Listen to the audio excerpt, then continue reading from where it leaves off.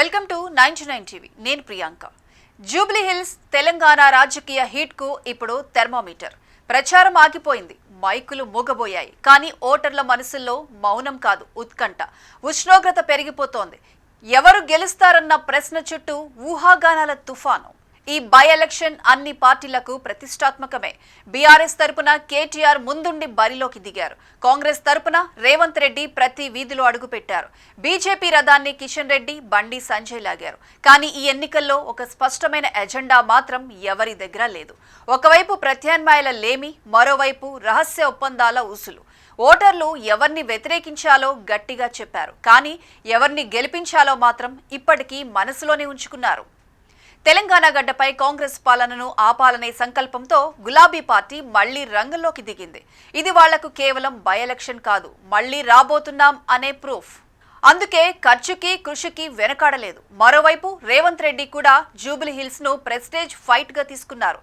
నవీన్ యాదవ్ ను గెలిపించాలన్న తపనతో స్వయంగా ముందున్నారు. కానీ బీజేపీ మాత్రం ఇక్కడ ప్రెజెన్స్ ఫైట్ లోనే ఆగిపోయినట్లు కనిపిస్తోంది.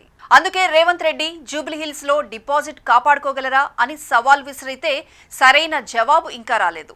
ప్రచారం ఆగిపోయినా గేమ్ మాత్రం ఇంకా పూర్తి కాలేదు. ఇప్పుడే మొదలవుతోంది ఆపరేషన్ సైలెన్స్. ఎన్నికల్లో గెలుపు బూత్ మేనేజ్మెంట్ మీదే ఆధారపడి ఉంటుంది. ఇప్పుడంతా గుప్తంగా నడుస్తోంది. ఓటర్ల జాబితాలు, వాహనాలు, ఫాలో అప్లు అన్నీ సైలెంట్ మోడ్లోనే. జూబ్లీ హిల్స్ వీధుల్లో ప్రచారం మౌన ముద్ర వేసిన రాజకీయ చక్రాలు మాత్రం తిరుగుతూనే ఉన్నాయి. ఓటర్లు ఇప్పుడు మాట్లాడడం లేదు, కానీ వారి నిర్ణయం మాత్రం నిశ్శబ్దంగా రూపం దాల్చుతోంది. ఒక బూత్ లో 10 మంది మాట్లాడకపోవచ్చు, కానీ అందరూ ఒక దిశలో నడిచే అవకాశం ఉంది. ఆ నిశ్శబ్దం వెనుకే దాగి ఉంది తెలంగాణ రాజకీయ భవిష్యత్తు. జూబ్లీ హిల్స్ ఓటర్లు సాధారణ వాళ్ళు కాదు, ఐటీ ప్రొఫెషనల్స్, మధ్యతరగతి, సైలెంట్ క్లాస్.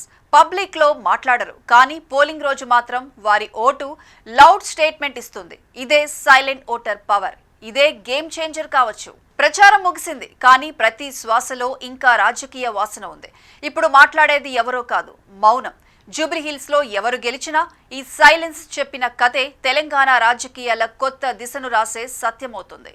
మాటలు ఆగిపోయిన చోట మౌనం మాట్లాడుతుంది. జూబ్లీ హిల్స్ ఫలితమే కాదు, తెలంగాణ భవిష్యత్తుకు సిగ్నల్. సైలెన్స్ తర్వాత ఎవరి సౌండ్ వినిపిస్తుందో నవంబర్ 14 వరకు వేచి చూడాల్సిందే.